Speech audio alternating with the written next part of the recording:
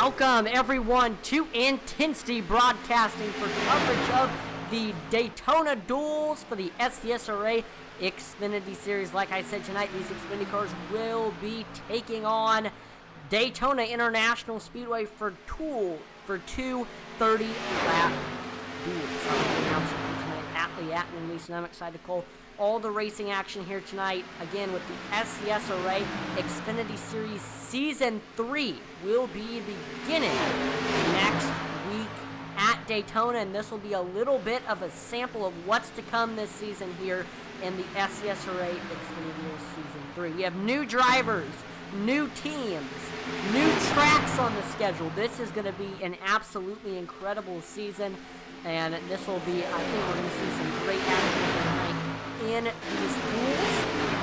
Of course, we want to mention Dev Sports Cards will be returning for Season 3 of the SCSRA Xfinity Series. Now, Dev Sports Cards was established in 2013 by SCSRA driver and Neon Racing team owner Devin Butchino. Dev Sports Cards specializes in all your sports cards and gaming cards needs, from football, baseball, and basketball cards to Pokemon. Dev Sports Cards sells it all. On their eBay store, you can find a wide variety of items, from high-end sports cards to their weekly 99-cent starting bid 7-day auctions. Don't have time to sell your own cards? Reach out to Devin and ask about his consignment services. Simply package them up, ship them out, and Devin will get them listed, sold, and then you get paid. Dev Sports Cards can be found on eBay with 4,000 plus positive feedback, Instagram, Facebook, and Twitter. Dev Sports Cards is a proud sponsor of the SCSRA Series and Intensity Broadcasting. Now, right now in practice, we see Derek Chaput on the top board with a 46.37. Then in second, Kyle Mays with a 46.39. Third, Brian Nudie, 46.64.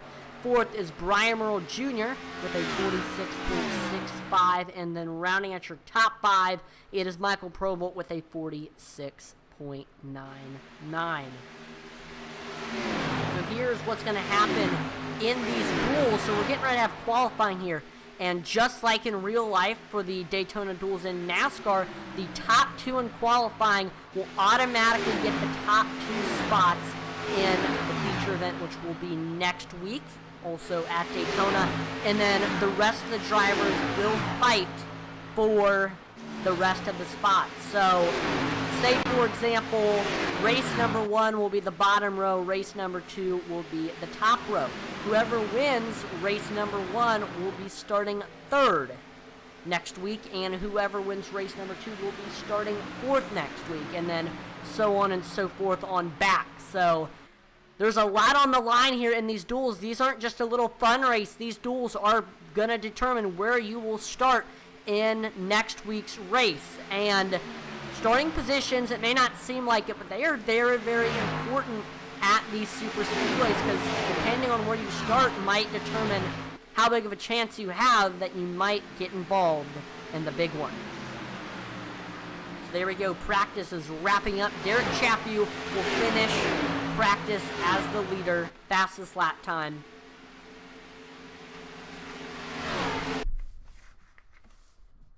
So here we go now. Getting set for qualifying.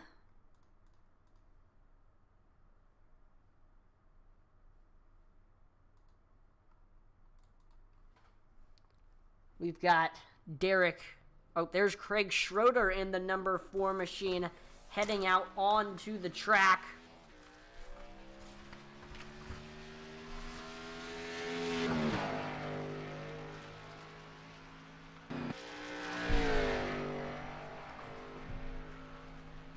There's Derek Chaput in the number 37 machine. He ended up going winless last season, looking to turn that around in Season 3 for that number 37 machine. And it is a new team for that 37. Derek Chaput has joined the newly formed Wasted Wages Racing. And later on in tonight's broadcast, we'll go over what teams will be running in this season. There's Joe Wright on track in the number 82 Red Bull Toyota Supra. He is on the another newly formed team, Cheeseless Crackers Motorsports. also known as CCM. 74, Brian Merle Jr., the man from McKinleyville. He is on track right now in the number 74 machine. He won the first ever SCSRA All-Star race. Last week was the third annual All-Star race where we saw Joe Wright pick up the victory. There he is as he heads through turns 1 and 2 on his first lap. Now, one of the main strategies that you will see here in Super Speedway qualifying is on the first lap, these drivers will run all the way up against the wall for the first lap, and that will allow them to build up enough momentum. And then you'll see in 3 and 4, they'll use that banking to get a huge run off the corner and then hug the bottom on that second lap. And what is happening when these drivers are hugging that outside wall is that is the longest way around the track. And so that will mean that is giving these drivers the longest amount of time to build up speed for the second lap. We see Brett Merle on the top of the board with a 50.47. Derek Chappie to second with a 50.49. Should be a 50.48. He is only 100th off of Brett Merle. Third is Craig Schroeder. He ran a 50.51. There's Devin Butchino heading through turns 3 and 4. I believe this is his first lap. For Super Speedway, the second lap is always the fastest because Super Speedways are all about momentum. And it takes a little bit for these cars to get wound up.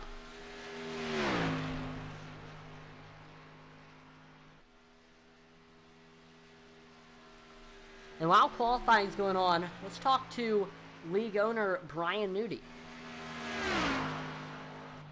Ryan, this is Atlee in the broadcast room. We got a copy? I got you, buddy. What's happening? Well, we thought we'd do a little interview here while qualifying is going on. This is the Duels at Daytona, the start of Season 3. How do you think you're going to do here in tonight's Duels? Honestly, I have no idea. I mean, I had a great run last night in the shootout. I was able to win that one, but usually I'm not really much for a Super Speedway racer, so kind of hoping maybe I can get P1 or P2 and get that lockout for the front row. It'd be kind of nice. But if not, just going to try and stick with my teammates and try to get a win. Now, we do know that you are on a new team this season, CCM. Is this kind of just going to be a test of working with your new teammates in these Xfinity cars? Yeah, that's what it's going to be. Most of the Eddie and Joe have worked together before, so I just need to learn how to just work with them. So, I'm going to try to just kind of latch onto their bumper if I can. Maybe we'll be able to get a 1-2-3 finish out of this one. Unfortunately, it doesn't look like Blake or Black's going to make the race tonight. So hopefully for next week, maybe they'll make it. But I know Black's in the process of moving. So right now it's just the 3 of us trying to hold down the fort and try to get a good run. Well, good luck tonight in qualifying and good luck tonight in the Duels. Yep, thank you, sir. And you have a good one and good luck calling the race. Appreciate it, Brian. And looks like David Hartney, he is race control for tonight. We'll pull him in and we'll have him kind of provide an analyst point of view and help broadcast. David, this is Atlee in the broadcast room. We got a copy. Yeah, I got you, Atlee. Awesome. Well, we know that you are going to be the full-time race control for this season. That's a new, exciting opportunity. How are you? Are you excited about that? Yeah, definitely. I mean, I helped Nudie out a couple times last year doing kind of the admin stuff, but I've been kind of interested in going on this side of it and seeing the other side of the aisle, so testing out some tools and stuff, and it worked out great last night with stage racing in the truck series, so I'm excited to kind of see what happens. I know there were some rule changes recently in regards to end of lines and stuff like that, so we'll see how the race goes, but excited to watch and see what happens. Yep, so right now in qualifying, we got Cody Moore on the top of the board with a 50.40 last time by. Cody Moore is another one of our new team drivers. He will be running with Wasted Wages Racing this season. And that number 52 machine we see doesn't have his normal Brandt livery on that car, running a new paint scheme tonight, so keep that in mind. And I know always in NASCAR one of the most confusing parts is number changes, and there has plenty of number changes to keep track of. First of all, Brian Nudie, he will be running in the number 28 this season in the SCSRA Xfinity Series, so keep that in mind. You might be looking for the 40 machine, but you will not be able to find him, because that is because Brian is actually going to be the 28 now. Another thing to keep in mind, Logan Hagerman, instead of the 7, he will be running the number 36. So those are the two main number changes to keep in mind, and we got a few other drivers in the waiting room that will pull in and talk about what their expectations are for tonight's race and this season. So we'll start by pulling in Joe Wright, your All-Star Race winner. Joe, this is Atlee in the broadcast room. You got a copy? Yeah, man. What's up? How are you? I'm doing pretty good up here in the broadcast booth, and looks like you were doing pretty good out there in qualifying. Ended up getting a top 10. I mean, what are your expectations for tonight duels? I mean, you're talking about hundredths of a second between the pole sitter and us back there in 8th or 10th. But, man, the duels are going to be wild. It's going to be an awesome race. I would imagine some of these guys are going to be pacing themselves there early on, kind of hanging off the back a bit. And then you'll see that intensity wrap up 3 wide, 4 deep, coming to the line, I'm sure. Now, we are coming up on Season 3. I mean, what types of tracks are you most confident in winning this season? Well, you and I both know that I love the super speedway runs. So Talladega, Daytona, those are my tracks when it comes to the things I love to do most. I'm confident at places like Michigan and Chicagoland. I don't know if that's on the schedule this season or not, but those kind of tracks kind of lend themselves to my driving style. So, you know, anything that's fuel mileage driven, I think I got a good chance at. Awesome. Well, good luck in tonight's duel, and don't be a stranger in the booth. If you want to hop in, if you're not in the duel, feel free to come up in the broadcast room. Yeah, for sure, man. I'll stop in. All right. Talk to you later. Thanks. And we also have the 8 machine, another one of our CCM drivers, Eddie Morris, in the waiting room. So we'll go ahead and pull him in. Nothing has changed in qualifying. Cody Moore in first, Colin Williams second, Eddie Morris third. Eddie, this is Atlee in the broadcast room. We got a copy. Hey, brother. How's it going?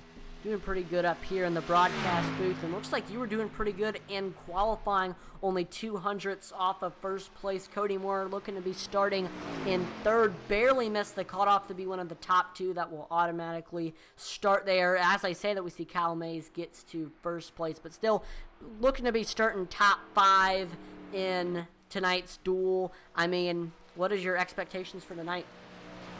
Oh, man. Just going to go hard and try to get a good starting spot for next week, and try to push my teammates whenever I can, and get us all a pretty good start and carry it over to next week. Yeah, like you mentioned, teammates, I know you were on a new team, CCM. Is this going to kind of be a practice run for working together with your new teammates in these Xfinity cars? For the most part. I mean, we're all pretty veteran in the league, so we kind of know how everybody, how each other already races. So that's not a hurdle we're gonna have to get over. But yeah, just fine tuning stuff. So yeah, it'll definitely be a practice run. But there's no fast repairs tonight, so we're gonna have to kind of take it easy. So if you do make a mistake, it'll cost you. So. Gotcha. Well, good luck in tonight's duel, Eddie. I appreciate it, guys. Kyle Mays to the top of the board with a 50.37. That is 300ths faster than second place. Cody Moore, a blistering fast lap time for the Cayman Jack number 55 machine, looking to try to get his first ever championship in the SCSRA Truck or Xfinity Series. So watch out for him. Let's go ahead and pull in the 68 of Devin Butchino, talk to him about tonight's events and this season. Devin, this is Atlee in the broadcast room. You got a copy? I got you, man. What's up, buddy? Doing pretty good up here in the broadcasting room. I know you will be starting 8th in these duels. I mean, what are your expectations for tonight, and what's your plan? Yeah, so it looks like luckily I'm gonna have Junior in my duel, and Brett's gonna be by himself. The 3 of us are getting after it tonight for Neon. But it's just we're just talking about it's crazy from 3rd to maybe 10th or 11th. I mean, it's less than a 100th out there, about 100th. And me and Brett both, we scrubbed a little bit on exit there, so it's crazy what we could have ran. It's just so tight out there. But if last night's indicative of how the racing's going to be, I mean, we put on a pretty good show and stayed pretty clean till the end there. So there are points on the line, so I think we kind of just have to hope to be around at the end. Now, what are your expectations for the season? Well, I mean, what kind of tracks are you confident with in winning? I feel like I've really established myself on the intermediate tracks. Was able to get a short track win last year, which was really cool. But the thing about Neon is there's guys that show different strengths, which is really cool. I mean, Brett's phenomenal on short tracks. I'm a big intermediate guy. Junior's kind of a jack of all trades at this point. And then we got a new guy coming in. Jake McCarthy's not here tonight, and then Gannon's gonna be running some. So I'm expecting, at least three of the three full-time Neon guys to put in the playoffs, and hopefully all three of us can get to victory lane. That'd be pretty sweet. Absolutely. I have very high expectations for Neon this season. Y'all are looking very, very stout. So good luck in your duel, Devin, and hopefully we will talk to you soon for a victory. Thanks, man. Appreciate it. Yep, no problem. So we did have a little bit of an extended qualifying just to get some interviews in, talk to some of the drivers, and we are getting ready for duel number 1. I mean, I'm interested to see what happens. I mean, the main thing to keep an eye out for is the fact that there are no fast repairs. So if you get into a wreck, a big wreck, and you have heavy damage, you are very much in trouble. So I believe definitely the first, 20 laps, you're going to see these drivers be very, very conservative and try to save their cars as much as possible. We see Blake Kinsley in the chat. He says, best of luck to the rest of the Cheeseless Crackers. Let's go 8, 28, and 82, 88 rooting from the sidelines tonight. Blake Kinsley, wish you were here, man, but I'm glad you're tuned in to watch the broadcast here tonight, rooting on your teammates. So we're going to quickly talk about, there are a bunch of new teams this season. So for the Xfinity Series, we have, of course, Mays Mafia leader Todd Mays, along with Bobby Mays, Kyle Mays, Mark Shavers, and their newest member, Clint Stone. Then there's Intensity DBC, a new team where Intensity Racing Team and DBC Racing ended up merging. So that's Josh Hall, David Hartney, Jeffrey Belk, Dave Wright, and I will be running part-time in the truck series. Then there's CCM, as I was just talking about, with Captain Brian Nudie. Also on the team is Eddie Morris, Joe Wright, Blake Kinsley, and Stephen Black. Then we have another new team, Wasted Wages Racing, led by Will Witt. Also on the team is Colin Willems, Cody Moore, Logan Hagerman, and Derek Chapu. Then we have Neon Racing, Gannon Cyphers, Jake McCarty, Brett Merle, Devin Butchino, and Brian Merle Jr. So there you go. That is the teams for tonight's event. And there's also 2 pedals, 1 clutch, which is Craig Schroeder and Michael Profolt. So lots of new teams, lots of returning teams, new drivers, new numbers. There's a lot to take in here in these duels. It definitely reminds me a ton of a new NASCAR season where there's a lot to take in. And I'm getting excited to watch this first duel. I'm not sure who all will be in what duel. There we go. Qualifying is wrapping up. We are getting set for duel number 1. And we'll take a look here at the starting lineup. Starting on the pole. It doesn't look like the heats went through. Uh-oh. That is... So looks like the heats, like David mentioned, have not gone through. So are we just gonna run it just with everybody together? I'm not sure. It looks like they're talking about it right now, but I don't know if the fields weren't set correctly or not. All right. So viewers, please stand by as we are awaiting confirmation from league owner Brian Nudie on what exactly is going to happen with this race format. Just bear with us here.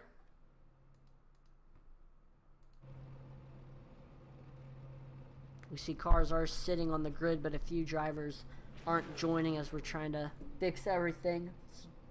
just please bear with us here as we're trying to figure out these duels. It is a kind of different format that this league has not done before. This league has not done duels, so it's just kind of a learning curve. Let me know. But I do want to go over, while we have this little break in the action, and talk about who my picks are to win tonight's event. I mean, you got to go with the typical super speedway guys. I mean, first of all, got to talk about Colin Willems in the number 17 machine. He won the season opener last season at Daytona. Always a very, very strong super speedway driver, and he is going to have some old friends on his team, Cody Moore and Will Witt, and then, of course, 2 new drivers, Logan Hagerman and Derek Chapu, to work with. Wasted Rage is definitely one of the strongest teams. They're going to be one to watch out for tonight. Todd Mays, leader of the Mays Mafia. Actually, he's not in this race. I was about to say he was going to be another one of my picks. There is, of course, Logan Hagerman on the number 36. He is on a new team, Wasted Wages Racing, and he is always very successful at these super speedways. He won the season opener for season 1 of the SCSRA Xfinity Series, and just always one to watch out for. And then, of course, Joe Wright, super speedway guru. He's phenomenal on the super speedways.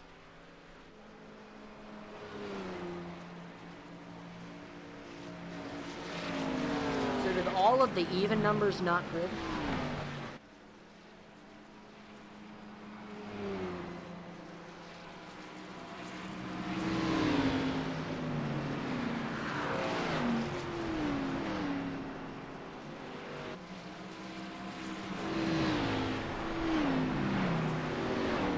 Looks like. So it looks like all of the even numbered drivers did not grid, so that will leave the 10 even numbered drivers in the field. So here's a look at the starting lineup on the pole. Colin Willems second, or that's Kyle Mays, then Colin Willems, Brian Nudie, Clint Stone, Dave Wright, Brett Merle, Logan Hagerman, Will Witt, Michael Provolt, and Mark Shavers. These are your 10 cars in the field for duel number 1.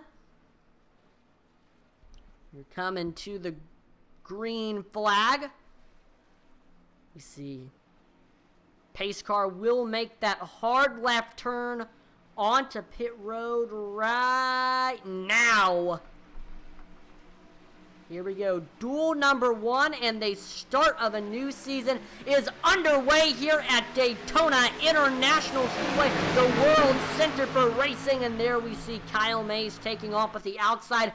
Big run. We see Clint Stone Brian Nudie and Colin Willems hooked up on that high side, but they fall behind. Not a ton of help behind them. It's just those two hooked up. We see Brett Merle and a few other drivers on the high side trying to play catch up. And right now, Kyle Mays and teammate Clint Stone, they're just kind of getting away from the rest of the field on that bottom.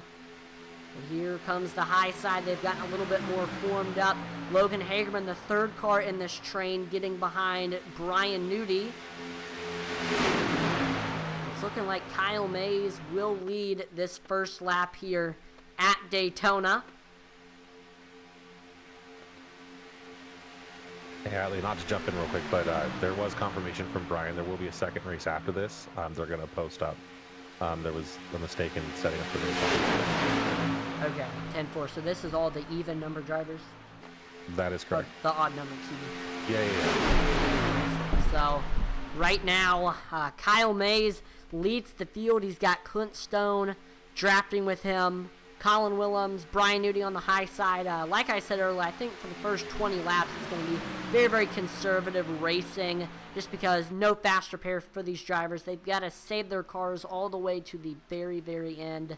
We did see Willems and Nudie got a big run there up on that high side, but couldn't make it work. Willems and Nudie are two former teammates. Now, Colin is on Wasted Wages, Nudie is on CCM, so it's back to old times for those two working together on that high side. Last time by, Will Witt just ran the fastest lap time of the race with a 49.92, only driver so far to break into the 46s. And you might be like, well, he's in the back. How did he run such a lap time? That's exactly the point. The farther on back you are, the faster of a lap time you are going to run, just because the more cars in front of you, the more of a draft you're going to get. We do see good run for Colin Willems. He is able to get clear of Kyle Mays, and he is now the leader on the bottom. Brian Nudie leads the high side, getting a good push from Logan Hagerman, and then Will Witt currently is the third car on that outside lane, running behind his teammate Logan Hagerman. 4 laps completed here at the World Center of Racing, and Colin Willems, who is definitely one of my picks to win. He is out front right now and performing very, very well. 17 is rolling. Watch and see. Good run on the outside for Nudie and Hagerman. Wow. Fantastic run. Let's see if they lose a little bit of ground in entry of the corner. That is the key of these super speedways. It is that straightaway speed. And we do have 2 other people in the booth, Eddie and Joe. Y'all got a copy? Yeah, we sure do, Matt, man. And look at our teammate there, Nudie, leads that lap there, that high line. I'll tell you what, man, he's the guy to beat. He won last night, and he's looking pretty taut right now. Yeah, like you said, I forgot to mention that in tonight's broadcast, Brian Nudie won last night's Clash in the Mays Construction Truck Series, so he's looking to try to carry that momentum to tonight's Duels. And yeah, him and Hagerman are running very, very well on that high side. But like I was saying earlier, drivers aren't going to do anything too drastic, as you got to conserve those cars considering there's no fast repairs. Yeah, they're getting hot real quick here, man. You can see it. Logan's dipping out, get a little nose air on that thing. So we see both Kyle Mays. No, I was gonna say maybe about 2 laps more pushing, and you're gonna have to find some air. That thing's gonna pop. And that's why Kyle Mays jumped out from behind Colin here. Look at Nudie, big move to the inside. Yep, we see Mays, Clint Stone on that high side, and then late Logan Hagerman is that third car. Nudie goes down to the bottom. We see he goes back up to the high side, and he is going to lead that outside train. So now Colin Willems, he is the leader on the bottom once again. Right behind him is Dave Wright and the 84 machine. Brian Nudie able to get clear of Colin Willems. He is now to the lead and leading that bottom once again. And now Kyle Mays leads that high side along with teammate Clint Stone. We see Colin Willems step out to the outside now. He is not Nudie's teammate. Keep that in mind. So he doesn't really need to work with him. We see he is pretty much clear. Colin Willems should be able to get to the bottom. Kyle's going to make a big move here, man. Watch, here it comes. Oh, he tried. That was risky. These guys are getting really aggressive. Absolutely, and I mean, I was not thinking that they'd be this aggressive early on, considering there's no fast repairs, but I mean, these SCSRA Xfinity drivers are the best of the best. They know how to handle their cars. I have perfect faith that they are going to be able to keep this green, even if there's a lot of hard racing going on right now. That was definitely a pucker moment, but Nudie said he wanted to be back on that outside line, and he made it happen. He's towing them now.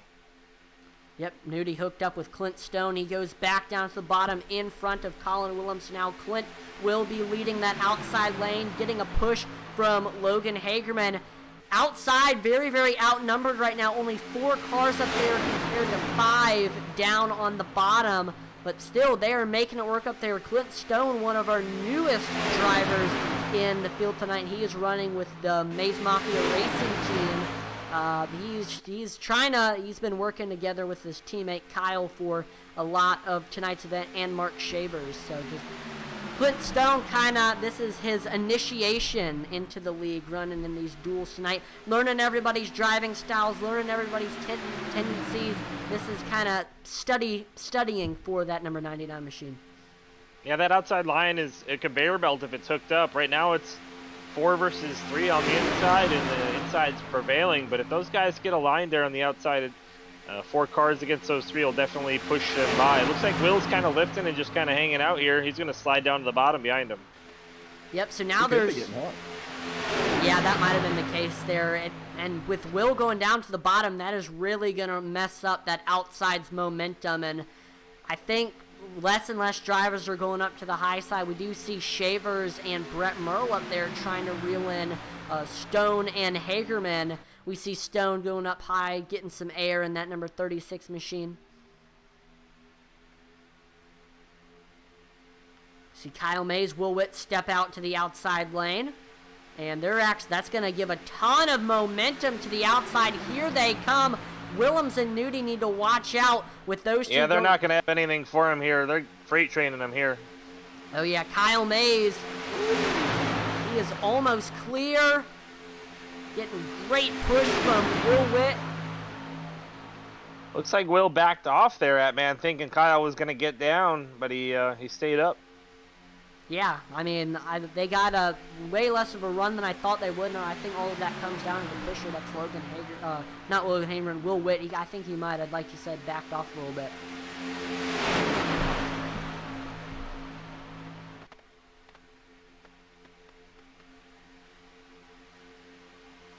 We do see another these good... guys are definitely a little more aggressive than they were last night in the trucks. You know, these handle a lot better, from my opinion, too, than the trucks do, especially when you're pushing. Feel a little bit more comfortable. You can get a little bit more aggressive with it. The runs are a little bit more massive, too, once you get going. So, Yeah, for sure. and you really have to find a hole to take it. We saw Logan last night kind of take it up the middle late in that sequence in the trucks. And you're going to have a hard time doing that in these because everybody's going to be blocking and trying to stop that middle run. These are a little bit wider than the trucks, in my opinion, too. So. What else I'm interested in seeing is, are we going to have pit strategy in these duels? Because yesterday we could go, what, about 25 laps on the track? Yeah, and it's a 30-lap feature, so I would imagine they're going to be taking a pit stop here, you know, maybe halfway, maybe cut it in half. If there's no caution, why not take the chance if you're trying to win this thing? Yeah, for sure. But you got to have teammates, and, well, I don't know. Brian doesn't have a teammate in this duel, so he's going to have to find one. Absolutely. I mean, he has been working with Colin Willems for a lot of tonight's duel number 1 so far, so I think maybe Colin and Nudie might be, I think Nudie might be working with some of the wasted wages drivers because he's been drafting with Colin, drafting with Will, drafting with Logan. But yeah, teammates. That is the name of the game at these plate tracks. So, so far this first, 5-10 laps has just been drivers trying to work the way for the field and just trying to get hooked up with the drivers that they want to draft with. Yeah, for sure, man. It's a learning experience to, see who can take the push, how you push them, and me and Joe, we hook up pretty good together, and we absolutely fly around this place. And I'm looking forward to the next duel, and I'm glad he's in it. But yeah, just learn how these people are pushing and how you can push them. That's the name of the game. Yeah, and that's what a lot of the new teammates are doing right now, is just kind of learning from each other, learning what everybody's driving styles is in Super Speedway, how much of a push that they can take. So, like you see, all of the wasted wages drivers, I know all of them are kind of working with each other, experimenting with each other. I know a lot of the Maze Mafia drivers are working with Clint Stone to see, what is his driving style at these Super Speedways. It's just, like I said, this is kind of a learning experience for a lot of these new teams, just learning all of their drivers, tendencies in Super Speedway racing. Yeah, and it's like a dead heat right now. 5 on the inside, 5 on the outside. Nobody can win. And we got one driver looking up the middle. Who is that? Is that Brett? That's Merle? Merle. That is Brett Merle. Risky move for that number 11 machine. He thought better of it. But, you test that run 2, 3, 4 times that last lap. You might send it just to see what it's got, where you end up there. Yeah. I mean, check it out now, see what kind of run you're going to get for later, and keep it in the old memory bank in case you have to use it. I'm surprised to see the outside lines not getting more of a run with them pretty much in a clean line. That inside line's kind of all over the place. Well, they're starting to now. They got a car advantage here. Yep, 6-4. And that really matters. Now, Nudie will pull back here through the turn, but you'll see that if they open up toward the wall and stay lined up, they'll disappear from those guys. Will be out in front in no time. And it looks like Mays is clear, and he is going to go down to the bottom in front of Nudie, so that will mean that Will Witt is the leader of the high line now, getting a push from Clint Stone. We do have some people in the chat. Cassie Williams says, let's go Colin right now. Colin is the third car on that bottom. That was another one of those situations where I think Will was getting hot, and he was like, you got to either get down or something's got to happen here, because he had been pushing him for a while. And now we see Stone pushing Will Witt out to the front. Yeah, and I kind of wonder how far, Clint can push Will, because he's been back there pushing for a while too. He's been helping getting that high line going. Yeah, Oh yeah, look at that run they got now. Yep. Kyle is really loose. Every time Nudie gets into Kyle Mays, he's real loose. That's why they're blowing past him here. There we go. Will Witt and Clint Stone are now able to get to the bottom. So now the bottom is way more cars than the high side. Right now on the high side, it's only Hagerman, Shavers, and Brett Merle trying to make it up right there. And just the key at Super Speedway, the more cars, the merrier. That high side is going to struggle against the amount of cars that bottom lane has. And we're actually past the halfway point. So the question is, will we see some drivers maybe dip in and take some fuel? I see them kind of lining up on that bottom side. Guys look like they're looking for holes to get down. Will they do it? That is the question, man. I don't know. Logan hasn't left the top side yet, and he's got Shavers pushing him now. So yeah, whenever Logan gets down, I say I'd be looking where Will's at and where Colin's at, them being teammates, and I would kind of expect them to go. Nudie coming up to the high side there with Logan. The bold move. What a move right for Brian close Nudie. Well, Brian Nudie has to be bold considering he has no teammates in tonight's event. He's got to work with anybody he can find. So, I mean, any move Nudie makes is going to be bold because he doesn't have much to work with. Making it 3 wide. Good. Wow, they leave Kyle Mays out to dry in the middle. He's got nobody to work with. I assume Shavers will probably go to the middle and try to pick him up, but definitely unfortunate. And oh, look at this. So we're 3 wide racing now. We see Brett Merle goes all the way up to the third line ahead of Brian Nudie. And all of this hullabaloo going out in the back is just going to allow Will, Clint, Colin to break away a little bit. And I think you saw Nudie jump to the high side because when he was pushing Kyle was getting loose every time. And you don't want to be pushing that guy in that middle line, and he's loose too. So too early to do that. Later on, maybe you'll get up on Kyle's rear end and give him a shove, but too loose from what I think what Nudie was seeing there. Just didn't want to do. That's why he took it 3 wide. We're coming up on 10 laps to go, and I said before the race, 10 laps to go is going to be kind of this spot where we're going to see a lot of drivers. We're going to see kind of pick up the pace a little bit, and we're going to see a lot more take than give, and a lot of drivers be more aggressive because they know that later in the race, I mean, they can sacrifice their cars a little bit more. And not only that, man, we're running for some points tonight, buddy. Winner of this race, they get 10 points to start the season off next week. Wow, so some of these drivers might not even complete a regular season race yet. They can already have a decent point standings lead. That is definitely a big incentive to win. So is it for both duels? Yes, sir. Yep, 10 for each one. Wow, so there's a lot on the line, not only just the pride of, starting position, but also bonus points on the line. That is, that adds a whole new factor to tonight's event. Absolutely. Especially with the winner getting 10 points and P10 getting 1. Yeah, Oh, whoa, we see cars getting loose. Clint Stone, Colin Willems. They gathered it up. I think they were looking for pit road there. They were, but with everything that happened, they ended up missing it. So maybe next lap for, I believe it was, so let's see. I want to look at a replay of that, or we might miss something. But it looked like Stone, as he was going down, he just got loose on the transition between the track and the apron. And that was just right in front of Colin. It just caused that bottom lane to check up. Yeah, you can't throw your hand out the window and let people know you're going to pit road. So you have to actually tell them here in iRacing. So that's one of those things people don't do sometimes, and it can cost people races for sure. Looks like Nudie's going to stay out yet again here. But the thing is, you also got to find that happy medium. You don't want to let them know exactly what you're trying to do for your pit strategy as well. Maybe they weren't looking for pit road at, man. I don't know. Maybe they just got a little loose on his back end. You see two drivers being adventurous on that high side. Dave Wright and Mark Shavers trying to get a good run up there. I mean, it's 2 cars against 4. I don't know if they'll be able to make it work. Unless some Yeah, more... those guys that got loose are coming back to him now. They're only about a half-second back. Oh, yeah, they'll get back up there eventually for sure. They've caught the draft.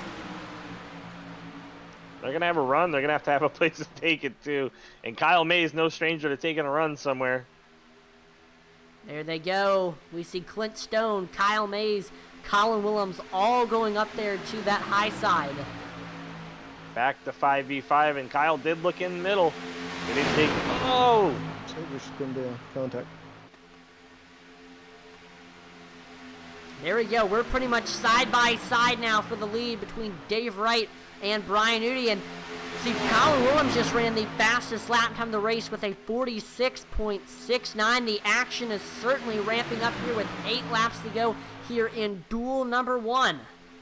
D right in the middle with no help. Shavers go to the outside. Man, that is unfortunate. Oh, Shavers into the wall. What is he going to do? He hits the wall again. And that is going to send him all the way to last place. Not what Mark Shavers wanted. He's got damage and he's in last. Not a good situation for the Mustang. That was close. Will Witt on the radio said, "Woo-hoo-hoo!" That's how close that one was. Another pucker moment right there. We see Brian Udy, Will Witt now on that high side, joining Dave Wright and trying to get by Brett Merle here. 7 laps to go. So I guess the question is, do they need fuel? That's a good question. I didn't run enough in practice to tell you, so I don't know. Yeah, it would definitely be good to know, good to figure out. I mean, we'll find out if this race goes flag to flag. We will definitely know how long these drivers can make it on fuel for sure. We see. Well, and if it's close, man, if you were running out front, you're burning a little bit more than the rest of the field too. Yeah, so guys like Nudie or Will Witt been out front a lot of the race. That's going to be a problem for them if it's close. Now, where did Logan Hagerman come from? He is now up front. I did not see him up on that highline. He was hanging out. He's been hanging out. Oh, contact! Brett! Lord! Provo Right around. in the grass. Can he save it? He does. Another close call for these Xfinity drivers. Wow. Robolt taking what he can there. I think that was a block gone wrong. I don't know. Hard to tell. You're right. Tried moving that infield wall on the back stretch there. 5 There'll be a lot laps to go. There'll be definitely be a lot to review between sessions today. Oh yeah, this has been a very, very eventful race for sure. And I think we're going to have a fantastic finish. Here comes that high line, Brian Nudie, as former teammate Will Witt, back to old times. They're trapped and working with each other. And we got Clint Stone up there as well. Both of his teammates are in the back portion of the field. I think if Will clears Logan here, I think he's going to duck down because they're on teams this season. So I'd watch for that. Yep, Will trying to get with his teammate, Logan Hagerman. 4 laps to go now. Both outside and inside are kind of in a stalemate at the moment. Good run, though, for Brian Nudie. Very, very good run. Will Witt's just got to continue to give him that push. Brian, Will, they know how to work with each other. They were teammates last season with YXU Racing, and YXU had like a 1-2-3 finish last season at Daytona, so they know how to work together at these super speedways. The former alliances are definitely coming into play now. Absolutely. I wouldn't be surprised if Colin Willems goes up there and helps Nudie and Will. Yeah, he's still got Logan on the inside though. Oh yeah, Logan is going to do anything he can to secure the victory, and I know Logan, he was one of my picks to win tonight, so then always a fantastic super speedway racer. He won the Daytona race in season 1, So definitely keep your eye out for that 36 machine to win it here tonight. But 3 laps to go and anything can happen. We do see Michael Provo and Kyle Mays have caught up to the field. They go to the outside lane, giving that outside a little bit of extra momentum.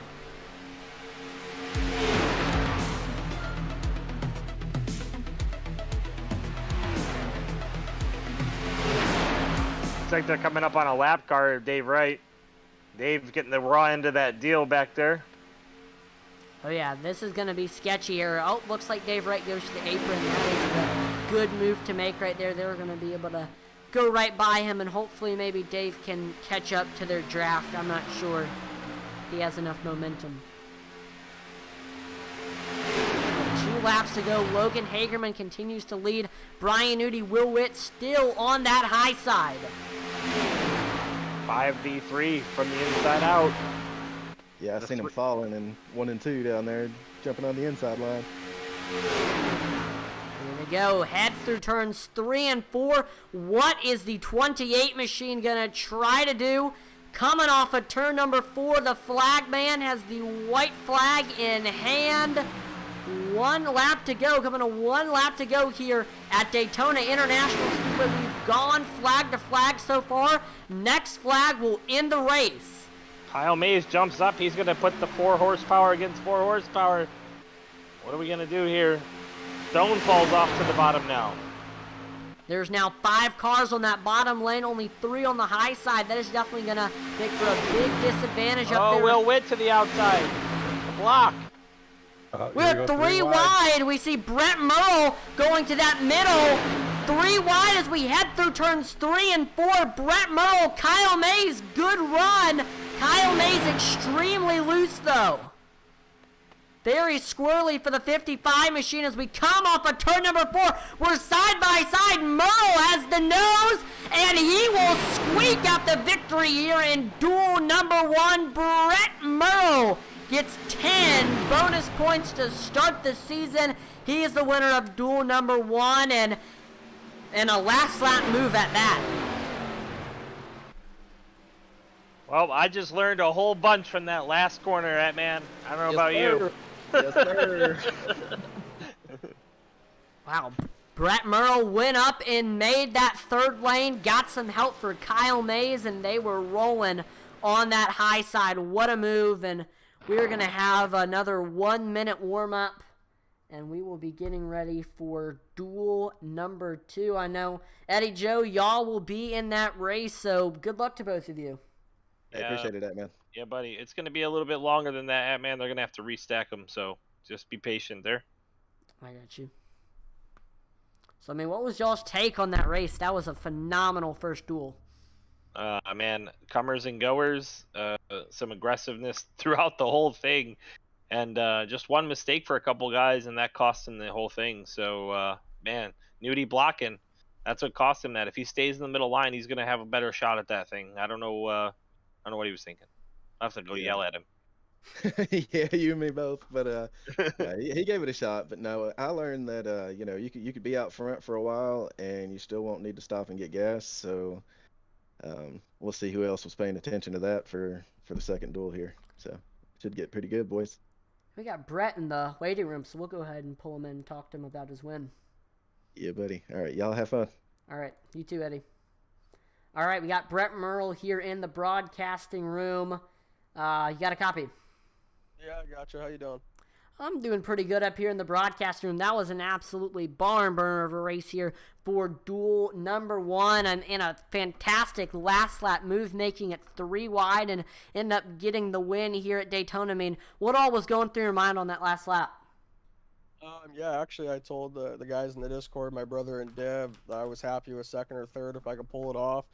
I think Logan and Nudie are teammates. I could be wrong on that, but that was the mindset I had, and I figured there was no way I was going to be able to jump up in front there, and if I did, I didn't think Nudie would push me, and I gave Logan a little bump down, just a bump draft, and he got loose and kind of went low at the same time. Nudie went up to block the high side, and it was just like the seas parted, so had to take it and had to thank Kyle there for pushing me to the win. Now, I'm sure, what all have you learned from tonight's event that'll help you in the feature next week?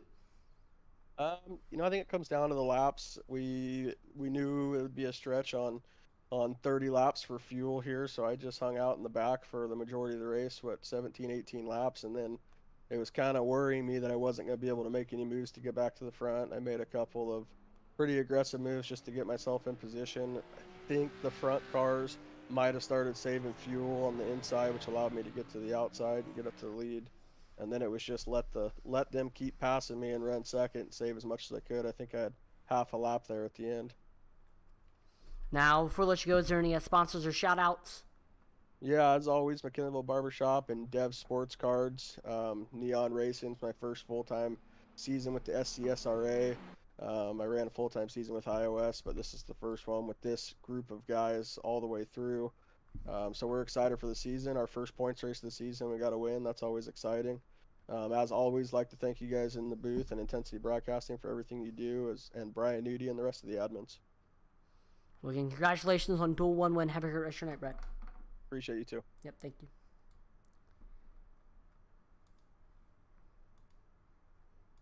So, what is going on right now, David? They are, I believe Brian is making this session right now for Heat 2 with the starting lineup. Okay, so I'll have to lead this session and join a separate one? Yeah, it looks like it. All right.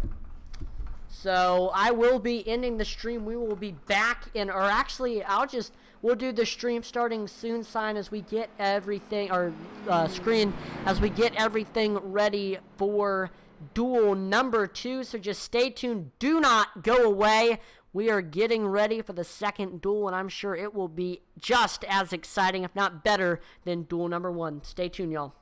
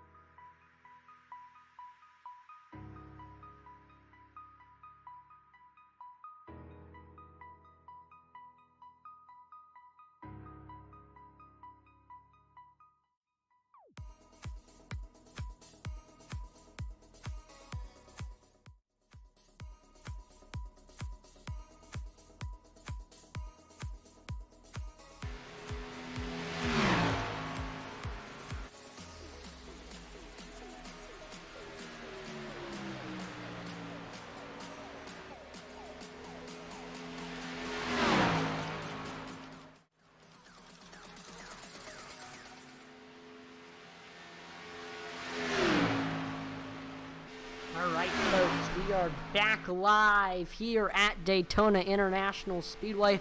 Practice is underway for duel number 2.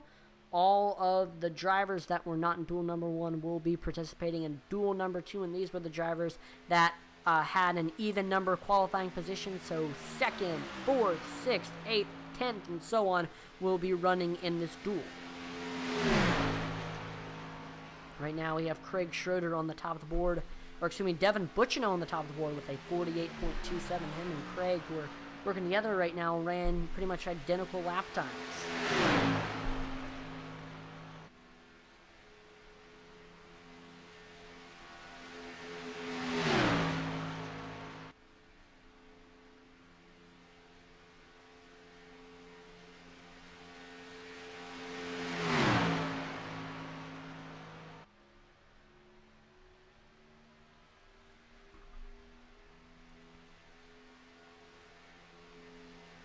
So duel number 1 was a fantastic event.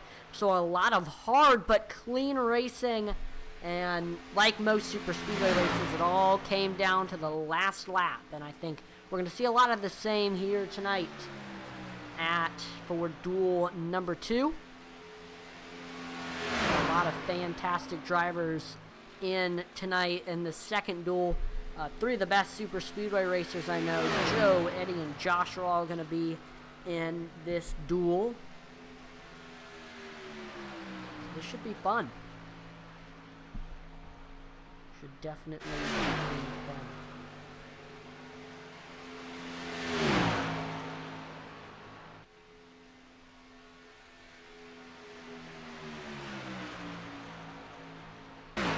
And another interesting thing to keep in mind, because Brett Merle had the duel number 1 win, he is the current SCSRA points leader with 10 points. We do have some people in the chat. Mick Olofsson says, "Let's go, Will." Will he was in the first duel, and I believe he got a top 5, so he will have decent starting position for the actual Daytona 160 next week. Blake Henley says, "Here comes the freight train."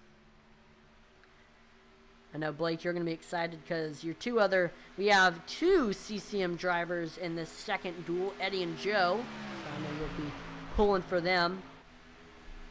Got a lot of heavy hitters in this second duel for sure. There's Derek Chaput, Cody Moore, Devin, Craig, Sylvan, Jeffrey Belk, Josh Hall, Joe Wright, Eddie Morris, Brian Merle Jr. All of them are going to be in this second duel.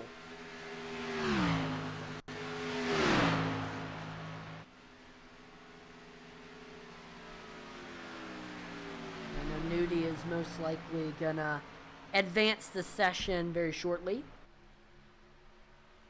We will get ready for that second duel.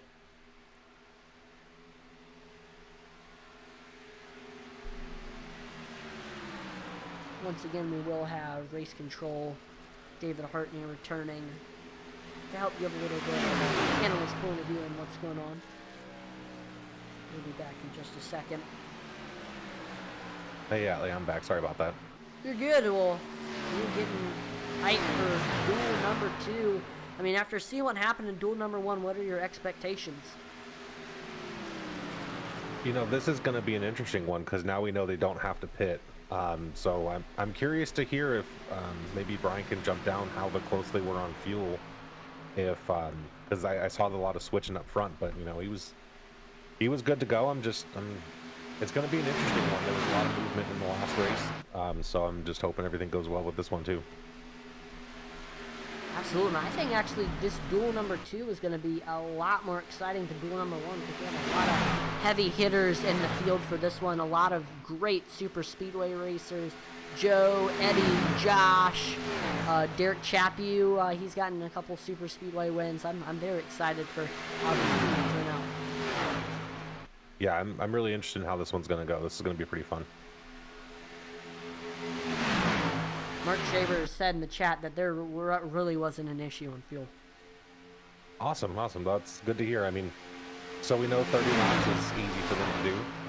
So I hope to see, with Cody up there and Devin and just some of the super speedway racers. I think they're going to be pretty aggressive and it'll be good. Mark says I can join. Well, Mark, hop in the waiting room and we'll pull you in and you can help call those if you want to. Yeah, come hang out with us, Mark.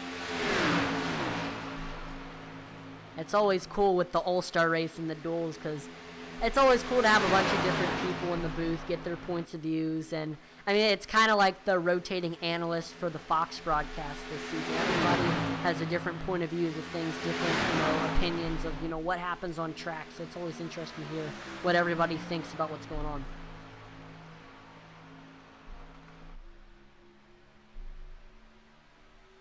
Hey, Mark, thanks for joining us. Hey, how's it going? Good, good. What were your thoughts on the last race? Car was smooth. Everything was good. No, I thought there was going to be a big issue on fuel. No issue really on fuel, especially from riding around. Don't know how it was in the front. Car felt good. Got on the outside, got messed up there at the end, but wish I got to the front. Yeah, I was going to ask. I mean, towards the end of the race, we saw you touch the wall there. What happened there? I just got loose.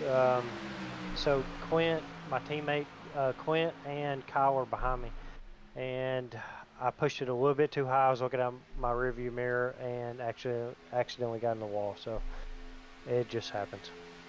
Oh yeah, I mean with super speedway racing, it's a lot going on. It happens, but I know it's just I know it's a learning curve, and you'll be back and better than for the feature, the Daytona 160 next week. But I know we're excited because Marco's Pizza will be coming back with the wreckage replay, and also we have another big announcement of what is going to be planned for another thing that Marco's Pizza is going to be doing. I thought about it, and what is going to be happening here for the Marco's Pizzas. We're going to be doing the Marco's Pizza driver spotlights of the week. And each week we will have two drivers that will kind of talk about their bios, talk about where they're from, what they like to do, and just help the fans get a little bit closer to the drivers and learn more about them.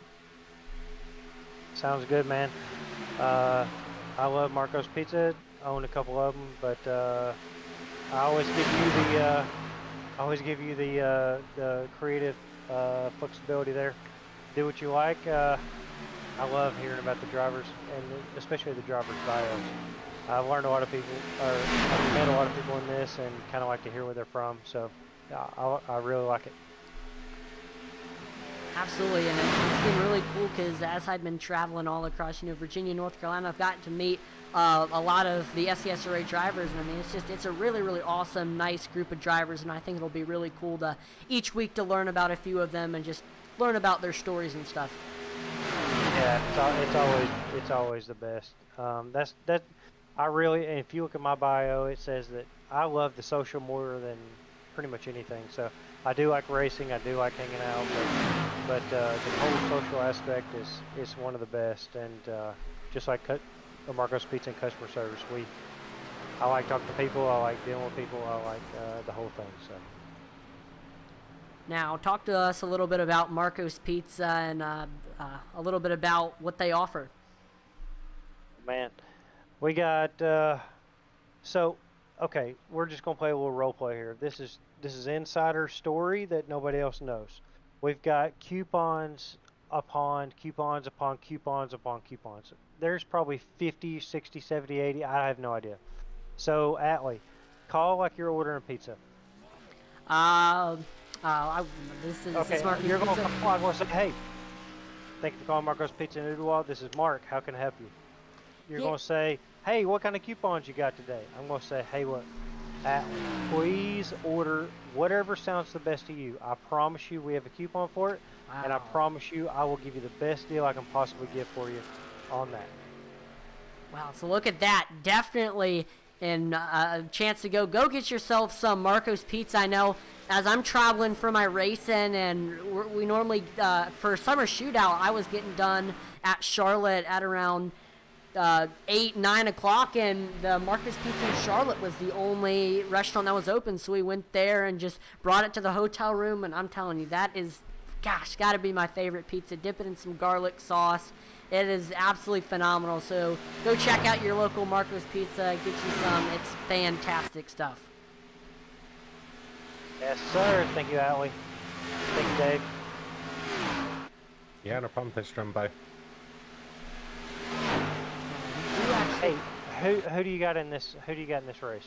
Who do I got in this race? Well, I might be a little bit biased, but I got to go with the 82 machine of Joe Wright. I mean, he is an absolutely phenomenal super speedway racer. Definitely one of the best in the field. He won Talladega in season 1, I believe. So he definitely knows how to bring it home in this league for these super speedways. That 82 machine. New team, new Joe. He's going to pick up the win here in duel number 2.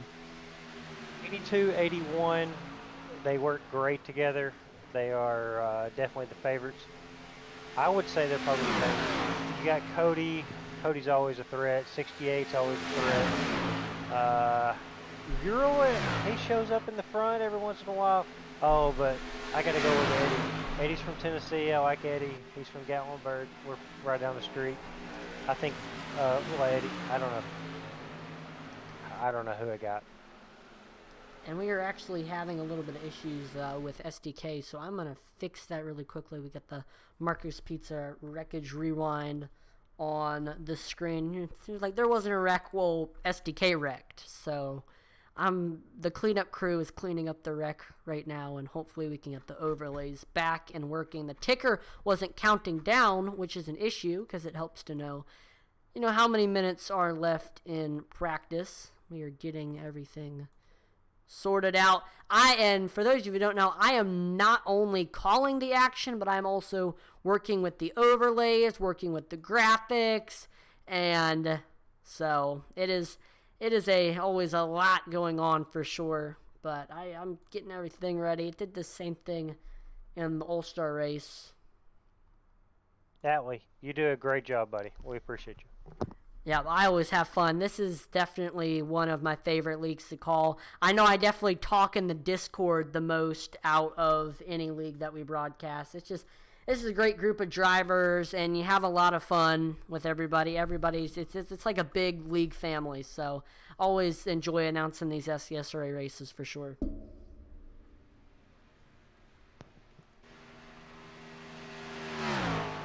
There we go. We have our dilemma fixed.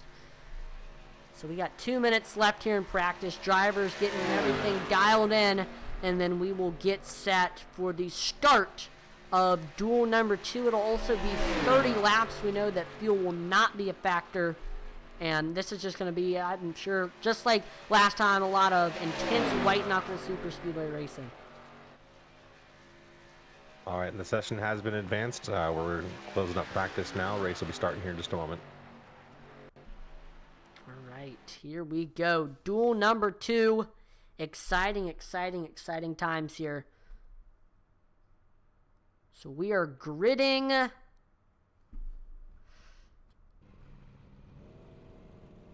And it looks to me, is the starting lineup right as it is? Yeah, the top 10, that was the qualifying order from the last heat. Okay, awesome. Well, here's a look at your starting lineup. Starting on the pole in the number 52 Wasted Wages Racing machine, it is Cody Moore. Outside of him, it's CCM's Eddie Morris in the 8 machine. Starting right behind his teammate, it's Derek Chapu in the 37. Fourth, it is Devin Butchno in the 68 Neon Racing machine. And then rounding out your top 5, we have Intensity Broadcasting Zone Joe Wright in the 82. In 6th, we have Neon Racing's Brian Merle Jr. in the number 74. In 7th, we have Cyclone Racing Sylvan Seguin. 8th, Craig Schroeder in the 4. 9th, we have all our other Intensity Broadcasting announcer. He's the announcer for Tuesday Night Trucks, Josh Hall in the 81. And then last but not least, driving for the newly formed Intensity DBC Racing, it's Jeffrey Belk in the 54.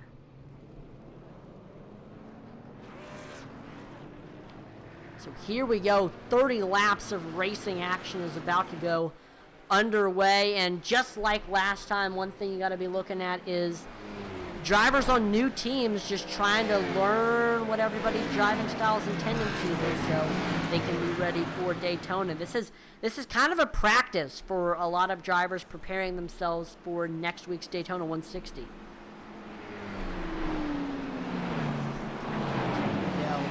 One thing that I'm really excited to watch here is we got two teammates starting right by each other, Cody Moore and Derek Chaput. Now, I will say these two have not been teammates for long. Their only race together was last night's clash, so this is going to be some more practice for these two working with each other as we are getting set to go green here. This should be a fun one. You know, I think this one's going to be a little more interesting because there's more people in teams together in this race, so we should see a little more team driving. Absolutely. I mean, we got Intensity DBC right there. We've got Neon. We've got CCM. We've got Wasted Wages. I mean, a bunch of teams all participating in this second duel. I mean, the main thing is if you don't have a teammate to work with, you're in trouble. So drivers like Sylvan Seguin and Craig Schroeder, they're in trouble because they don't really have many teammates to work with. Yeah, that's very true. You know, I think it's going to be an interesting race. Here we go, going green. Pace car is in, and green flag is out here for at Daytona International Speedway. 30 laps of racing action is underway. And there we see Cody Moore taking off. Eddie Morris on the outside. Morris has that push from Devin Bushner, who's trying to get there. They're side by side as we head into turns 1 and 2, and we see right now outside looking like a rocket sweet cheese. Eddie Morris goes down to the bottom behind Derek Chaput. We see Devin goes down to the bottom. Really only two main drivers. Belt goes down to the bottom. So that really just puts Brian Merle Jr. up there on that high side. He is definitely in trouble. Really got left out to dry there. For some reason, we see Joe Wright is off pace. He is about a second away from the field. I'm not sure exactly what happened to Joe. I don't know if he intentionally dropped back or what. Maybe trying to get up with his teammates.